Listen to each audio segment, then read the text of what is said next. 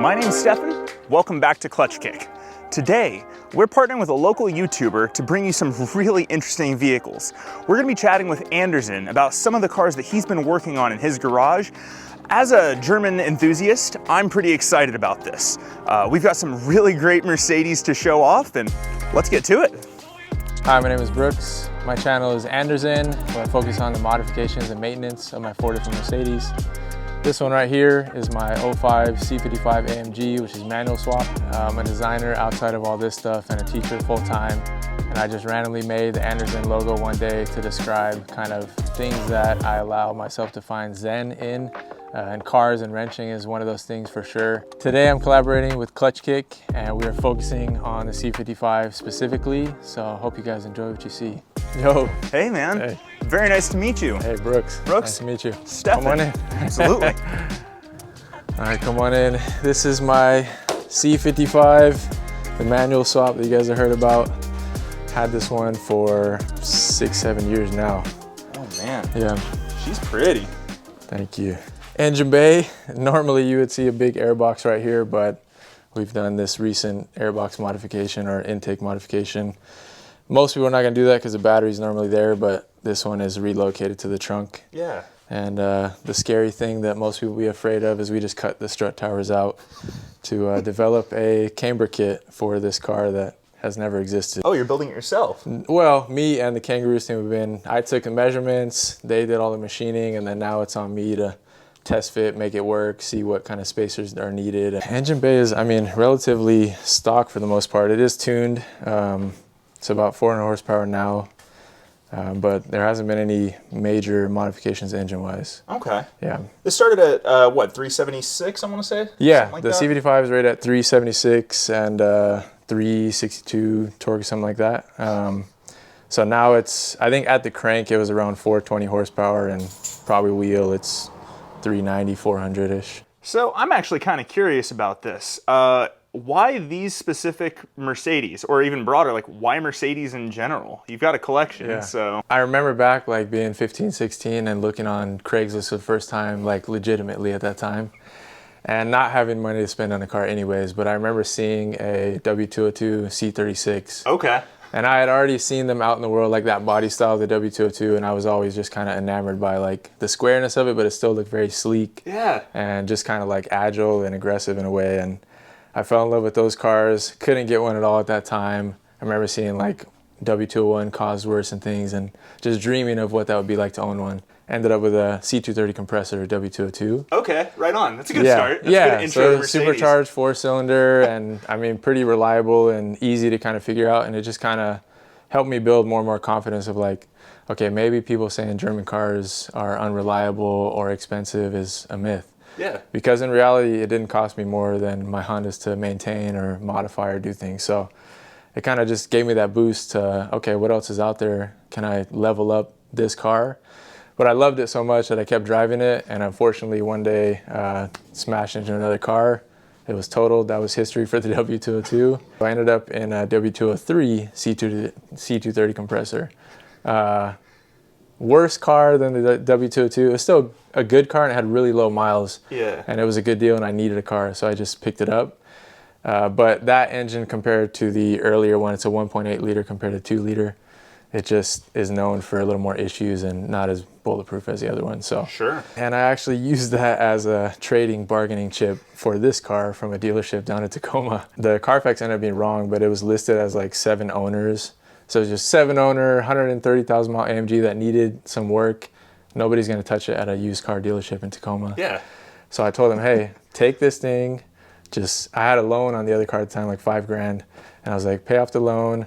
I'll get a new loan for the same amount for this car. So we basically just traded cars, which going down the line in future was a much better deal on my end. But oh, for sure. It was a risk at the time of like, you know, this is my first entry to these cars. And even though they were labeled as like the most reliable AMGs because of the M113, I still, you know, they can still have expensive issues, and I didn't know exactly what I was getting myself into. That first day driving it home, the drama started. Both rear tires blew out. Oh no. Leaving the dealership. Tacoma Narrows Bridge held me hostage with about 10 minutes to get to a used tire shop, and I limped it home. After about a year of getting confidence with this and realizing these are great cars, I wanted to acquire like as many of these drivetrains as I could. So that's when I started looking at the ML55. Same exact motor, just all-wheel drive setup. Not as good of electronics, and it's a little bit older. So it's been finicky here and there, but overall, like, really good. And I don't really want anything besides Mercedes now, which I love all cars, but as far as owning, I'm cool with these. As a Mercedes guy, I feel that. Yeah. Once it's hard to make the jump to anything else for sure. How long have you had this car? 16 or 2017, so... Okay, so 5 years. 5 or 6 years, yeah. So yeah, let's take a sec to kind of hopefully dispel the myth of like unreliable European cars, because they do have a reputation, right? Like you said you had this car for 5-6 years now. How has it treated you? Like, what have you run into with it? You mentioned dry rotted tires off the road. That was just kind of an unlucky spell, but honestly, this will be the proof of like these are pretty bulletproof. It's had one issue ever, and that was when it was still automatic. The conductor plate is a pretty known thing with the 722.6, but it still got me home. It's had no real issues, knock on wood, but it had one other thing, which was my user error. The spark plug boots are notoriously hard to get to seat properly on these, which being a rookie to the motor at the that first go, you're supposed to use a ton of dielectric grease to have them slip on easier, and I didn't. And so they were not sitting fully, and it was causing like ABS light to come on, going into limp mode, being all weird. And I was like, what the heck did I do? I literally just had to click the boots on, and that, so I guess one phantom issue and one legitimate issue, but it's never left me stranded. Oh, if you can see down here, that's a half HPS silicone hose, half Home Depot modification. There's a notorious Y-pipe for the heater fitting that goes into the cabin from the coolant that cracks over time. And when I just finished this intake modification, I was doing some pulls on a back road and it exploded. But again, still got me home, and I was pulling into my spot right as the coolant tank was literally emptying. So yeah, it's been pretty good to me. How'd you get your start wrenching on these? Because I've seen your videos. You've done some pretty in-depth work here. Cars they're somewhat like Legos. They're just machines that if you break it, yes, it sucks. You're gonna have to fix it, but you can fix it. I just kind of slowly built up the confidence, and kind of the bigger the scope of the project got, just the more and more I learned. And I'm kind of a person, when I get fixated on wanting to try something, I have to try it, I have to do it.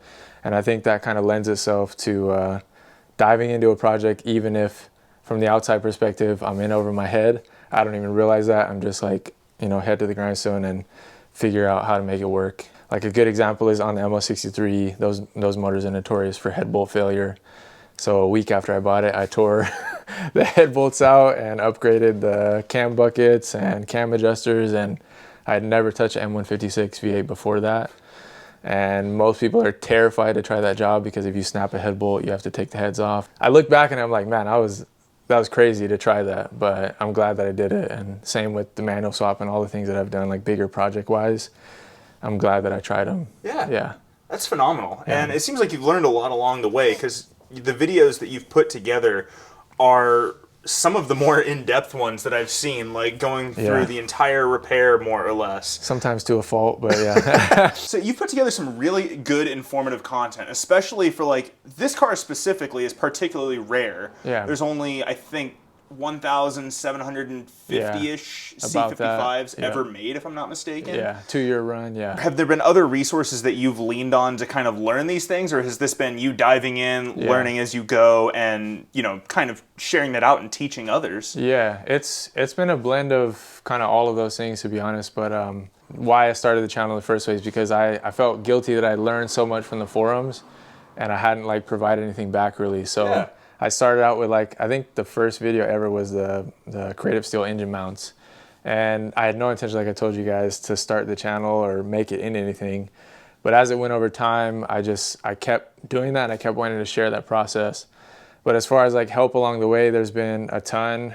Not only like my stepdad, he's always like, if I need help on a project, he's like my go-to, and he's always down to help. Yeah. But people like you mentioned, we were talking about earlier, Dimitri. Big shout out to Dimitri if you're watching. I'm sure he is. He's the one that I just randomly met on the forums, and we realized after talking a bit that we were both in Washington, got on a phone call and just clicked immediately, talked for like an hour, and found out he lived like 30 minutes away, cruised over to his place. It was in like the fallout of the pandemic kind of, so we were both kind of like very weary and you know, we're meeting strangers off the internet, so I'm like telling my wife, if I don't come back, like this is the address. He's telling his wife, like if it looks weird, you know, I'm coming back inside. But after a few minutes, we talked and we just realized we're two Mercedes fanatics, and he was pivotal for this car in particular because he is a programmer. I also teach programming, but he's a master programmer. And he helped me figure out the variant coding to fully convert this car to manual. So yeah, I mean, tell me about this car specifically. We just recently put the big rotors and the 6 pistons that are off of CLK 63 Black Series base. Wheels, they're just like some Volk C28 SL reps. Still flow forged and everything, so they're strong wheel. I'm not like for reps or not, but these are some Accelera tires, 200 tread wear. I've just put them on this past summer, so I'm still kind of testing them out. I like to experiment with cheap tires and see what holds up. Yellow speed coilovers, H&R front sway bars with some custom poly bushings that I made for that. Okay. Has PowerFlex polyurethane control arm bushings. So normally the control arms, there's two like thrust arms, what they call them. One for camber, one for caster, and normally they have like the eccentric bolts, so they can adjust. But now these are both zeroed in because of the bushings. So that was a big reason I wanted to have the camber plate up here. These are custom camber plates that are in development with me and one of the sponsor companies for the E420 actually. Pitched the idea to them, like, is there anything, any way possible we can make this happen? Because it's never been done on these cars before, and they have a traditional McPherson strut tower. So this is typically what sits on the bottom side under there. So we had to drill out all of the spot welds. That's where these extra holes are from. The dimensions were really good. Like they did a good job based off my measurements that I sent, and it was pretty accurate what they machined up. Yeah. But I still had to use kind of a combination of like collar bushings or thicker bushings to make it sit level. Because as you can see, like on top, it has the same pattern inverted underneath, so it's not just gonna sit flush on there. We'll see how many degrees of flexibility of camber. I think it's probably around like -2.5, 3, hopefully, but we have more adjustment down the road that we can do. These, some people hate them, some people love them. I'm heavily inspired by the DTM car scene of the 90s, all BMW, Audi, Mercedes, the golden days. Everything. Yeah, those are just amazing cars, and I love that kind of aesthetic of what those cars brought. It was as close as I could find to the mirror shape that Mercedes used. I hope, I dream someday of going to like Germany and finding one of those cars and taking some mirrors off of it, but no, these work for now. Just some aluminum plates that I made in the machine shop at work, and then some generic, these are actually motorcycle mirrors from, oh really? Yeah, eBay special. Continuing on past the mirrors, the Recaro pole positions were another huge kind of change we made, but I did have to get like a emulator for the SRS and stuff like that to make it not throw a fit. Yeah, so this car has been manual swap for 2 years. I had already actually been contemplating selling this car because I just missed rowing gears so much. I feel that. And I just, you know, it was one of those things I really did not want to sell it because it was such a great car and I loved it, but I just, yeah, I knew I was going to get bored of it eventually without, you know, being able to row the gears. And it took us 2 weekends, actually, that was it. Yeah, it would have been 1 weekend, but we didn't know that we were going to be able to modify the original shift linkage that was in this car because we used all OEM stuff the first time around. Now it's a BMW shifter setup. We just didn't want to cut it up without knowing if we could do it or not. So we waited that week to try to find another one that was shorter, and they ended up just hacking it together and making it work. So let's talk about that, because this is a, you know, swapping over to a manual gearbox is a pretty big project for this. Yeah. Never made with a manual, so there's not really a plug-and-play part, I wouldn't think. What gearbox and, you know, what gearbox went into this, and what did it take to make this happen? I think it's one of the most efficient manual swaps you can actually do. Everything is all Mercedes components. So the gearbox is a 716.667 gearbox, which was used, it's a 6-speed, it was used in everything from Chrysler Crossfires, C320s, E320s, all kinds of different M112 applications. Yeah. And it has the same bolt pattern because the M112 and the M113 and even all the way up to the V12s of that era have the same exact bell housing pattern. So it bolts right up. The flywheel is out of a W204 C350, Okay. Which is also the same flywheel pattern. Everything bolts right up. And the clutch I actually found was like a 3,000 miles used off of a W203 C350. So both of those are kind of the highest stock power options you can go to for a flywheel and clutch. Besides some of the diesel options, they all bolt right in. It was all pretty much plug and play, which is kind of crazy. The pedal assembly is out of a W203, and then what's in here now, the Cooler Work shifter, which is a chassis mounted shifter, is all kind of my figuring out and doing, changing up the shifter linkage. Mercedes has a really weird like wishbone setup with a cable for reverse, and I'm a big minimalist fan, and I didn't like the setup. And with this setup, all I need is one rod going from the shift linkage input on the trans to the bottom of this chassis mounted shifter. So it's a great notchy feel. It gets the shift knob right up near the steering wheel, so you're quick to change gears and be back on the wheel. And just is a really nice feel, crisp, engaging, and yeah, it's a pleasure to have it like that, especially over the stock setup. We're two Mercedes guys. Yeah. We're talking Mercedes, but like you can't ignore you know, this gorgeous machine, the Camaro over there. Like Yeah. I have to ask about these. So this is a good segue to my stepdad, who got me into wrenching big time, but this is his 44 Ford Coupe. It has a 5-liter out of a Fox body Mustang and a C4 trans. Kind of his like muscle car cruiser. Still got plenty of pep, and he keeps it very spotless, just has the Camaro over here too. The 68 Camaro SS, which my stepdad has had since I think he was like 17, 18 years old, and it's just like this car, what I imagine in my future, because I can never sell this.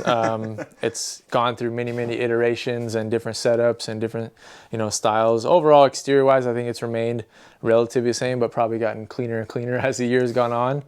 But it was originally a 396 car. I think it's 427, or might even be higher than that. I can't remember for sure, but nitro shot. It's manual right now, but he also has an automatic that he can swap back and forth when he wants. Full suspension on it. It's got every imaginable mod you can probably throw at things like this. So just like, I mean, this is the classic American muscle car.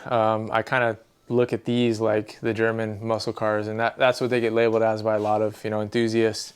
Because these motors, they're very similar to, you know, such as the LS. Many people call them the German LS. A lot of design similarities, you know, single overhead cam, about the same size overall. And just very similar philosophies to them. Yeah. And both of them are known for being pretty bulletproof. When you think driving experience too, yeah. like AMGs traditionally have not necessarily been the fastest or the best handling, but they sound a hell of a lot better. And that's, you know, like you say, very muscle car. You've done a lot of suspension work, you've got the manual transmission in here. What is this car for you? Is this like daily driver? Is this, you know, do you track it, autocross? Yeah, so honestly, it was my daily driver for, you know, that first 2-3 years that I had it consistently, and I was doing a lot of driving at that time because we were living about 45 minutes from where I worked. Okay. So it was a big commuter car for me, and it was about as much fun as you could have with a commuter car. But eventually I decided that I kind of wanted to get it as lightweight as possible and track oriented as possible to try to hit up things like autocross and, you know, in summers, make it over to the Ridge for track days and things. Every summer I end up taking on some huge projects, so I end up missing out on those things, but eventually I'll get it there, and hopefully by then it'll be very, very dialed in. But right now it's just my absolute fun car, the raw experience car, and I still do use it for like daily duties here and there. Yeah. I like to play like musical chairs with all the cars right now and try to drive them at least like once, twice a week so they all get loved, because German cars don't like to sit, if you guys don't know that. So yeah, I try to keep them all fresh. Most definitely. Yeah.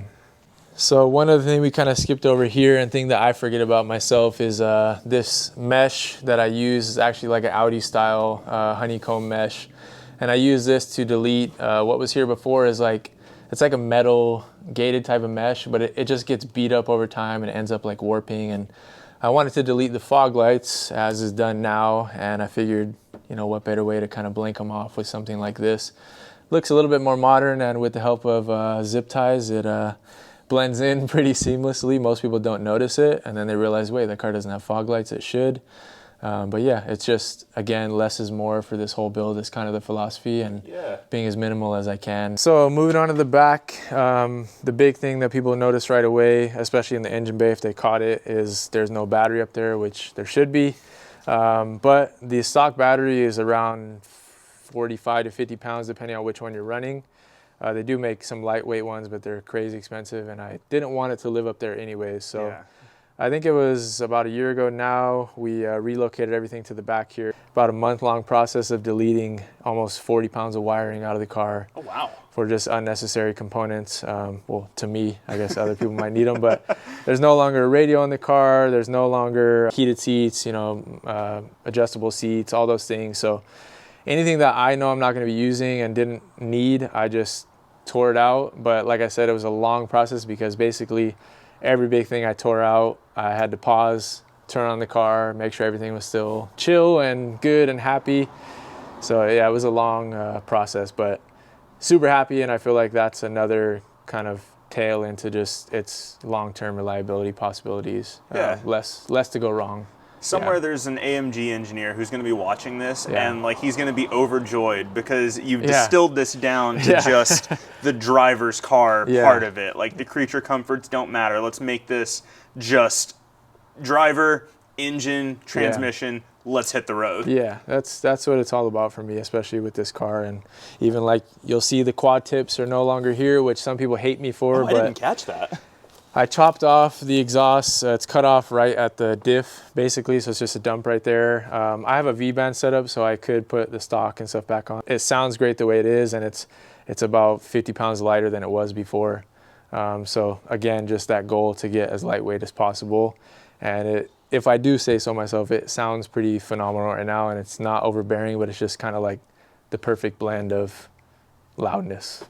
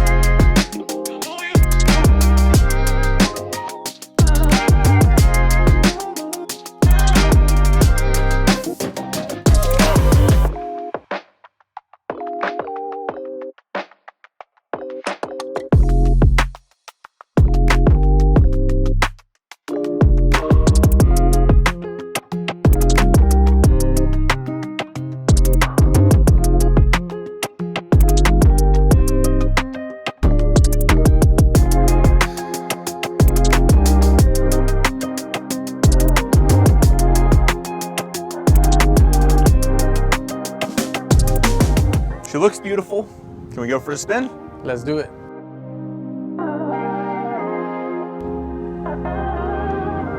You know, you did the manual swap here. It looks like a pretty short throw too. So. Yeah, the factory one, it's not bad actually, like the factory shifter that was in here, but it does feel, to my liking, a lot better now with the cooler work shifter in here.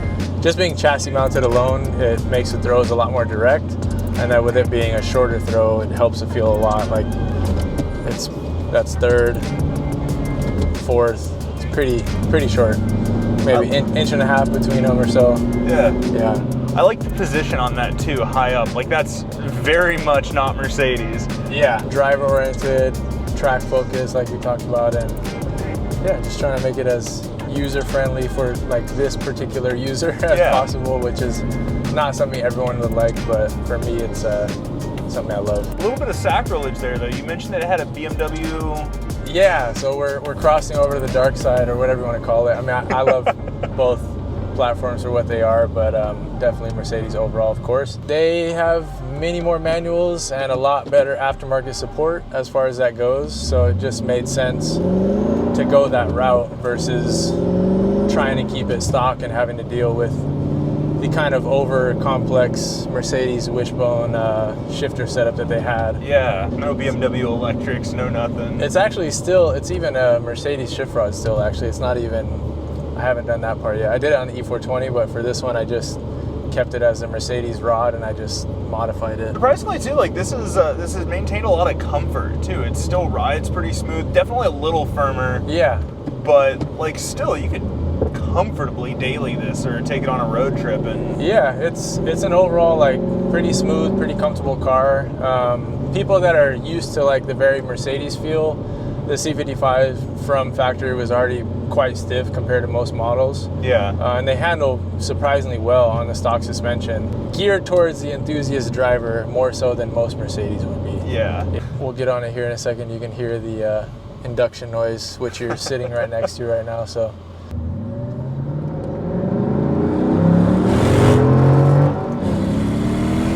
Oh yeah, that little whine. There you go. You hear at the beginning?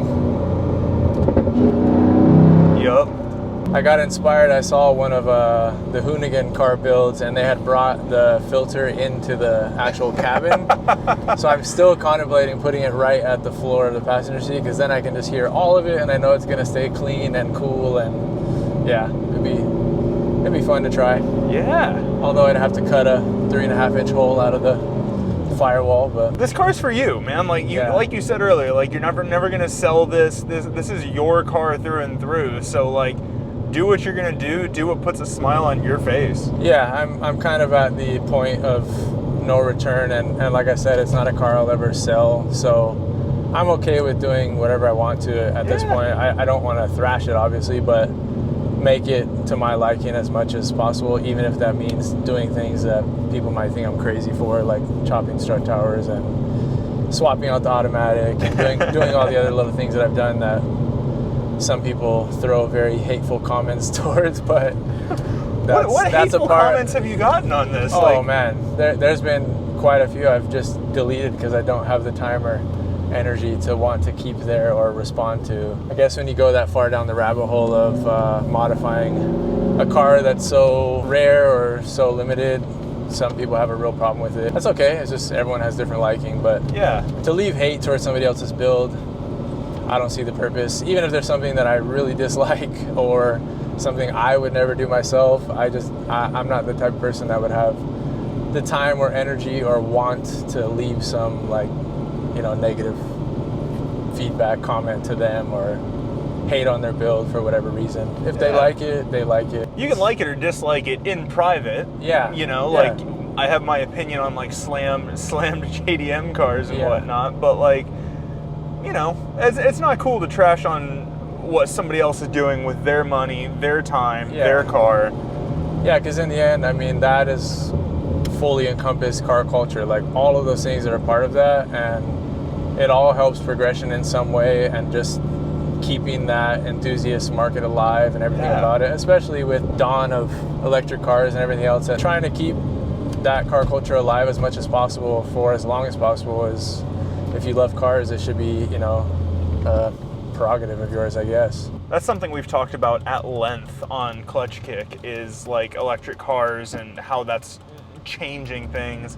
And I don't know that we've touched so much on car culture other than just performance. You're not going to have people, like, you're not manual swapping a Tesla. Actually, no, I guess Rich rebuilds, I was going to say, Rich did that but too. He also put a V8 in it, so Yeah, but like that's certainly going to be very much the exception rather than the norm. Like, you're not going to see quite as interesting and unique, perhaps, customizations getting done, just because that format does not lend itself to that. It's all electrics. It just doesn't quite fly. Yeah. So it's gonna be really interesting to see where car culture goes with that. Like this, you described this as a unicorn at one point, and I think that's going to be a pretty good way to put it. Like, this is going to remain a unicorn in the annals of car history. And like those car models I talked about seeing for the first time, the W202, C36s, and it's just when you're in that moment, you don't think they're going anywhere, but it's just it's inevitable that they're going to go away after time. They're going to be harder and harder and harder to find. I would see a dime a dozen of this era AMGs all the time, constantly. You know, just 3, 4, 5 years ago. Yeah. And now it's becoming a rarity to see. I wish it wasn't that way overall, but I know that people that love these cars are excited that they're kind of starting to climb up in value finally, as the BMWs of the same era have.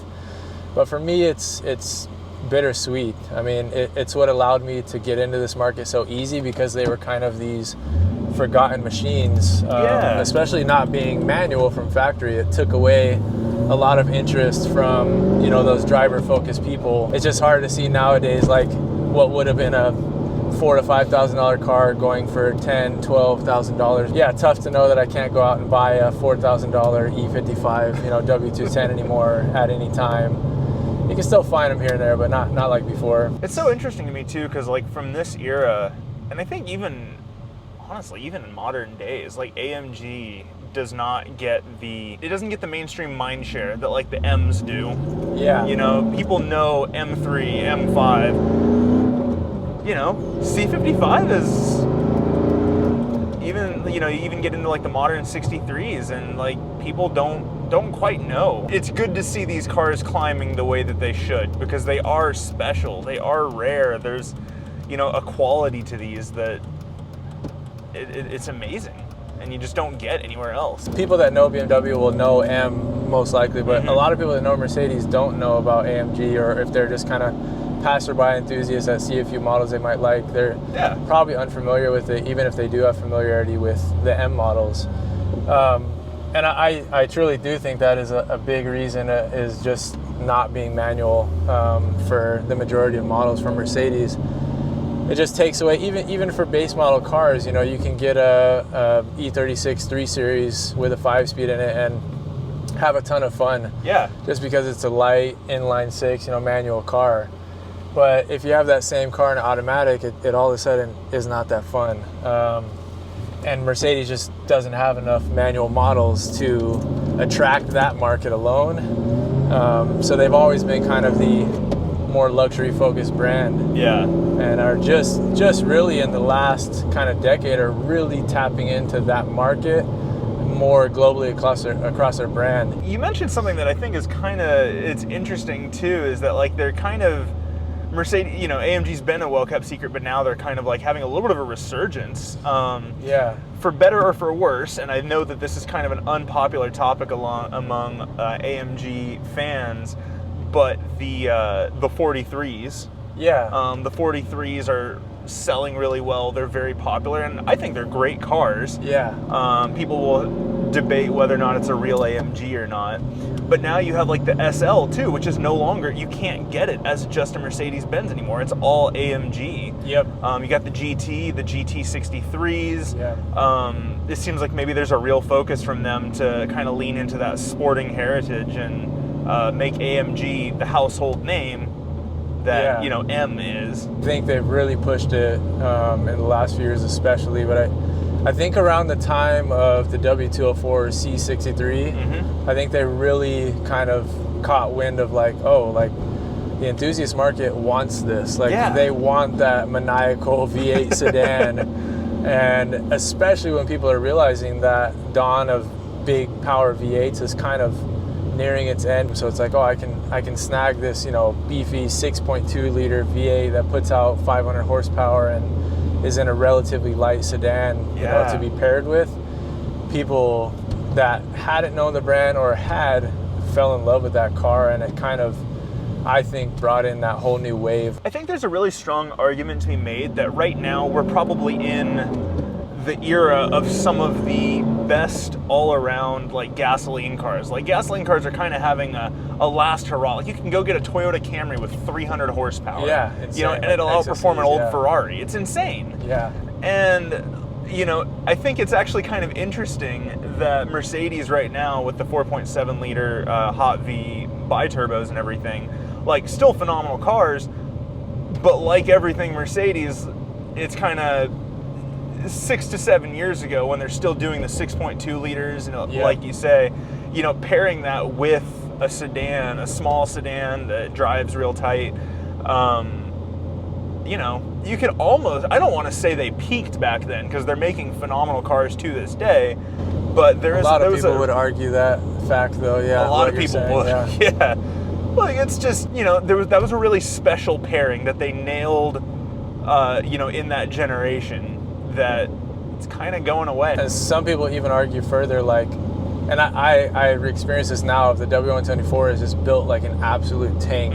I mean, just shutting the door is a bank vault. Cars in general are not the same as that anymore, but Mercedes specifically, people really lament that about that brand. If they're diehard enthusiasts of that era, they really don't like where Mercedes has gone with certain things. Yeah. And it's... You're never going to please everyone though either. Yeah, I mean, brands have to stay, profitable and efficient and effective is what they're doing and how they're, manufacturing and all these other things. So it's just a thing that happens. But yeah, it's a tough pill to swallow for some enthusiasts, depending on what era they really come into or fell in love with. Well, man, I just want to say, thank you so much for taking the time to show us the car, to chat. It's always good to chat with another Mercedes enthusiast. Yeah. I think I'm alone in our group. So yeah, I mean, just thank you so very much for your time, man. But let's just enjoy the car. Let's hear it. Let's enjoy the drive. Likewise. No, thank you guys for coming out, and it's been a blast. I agree. Let's hear the symphony.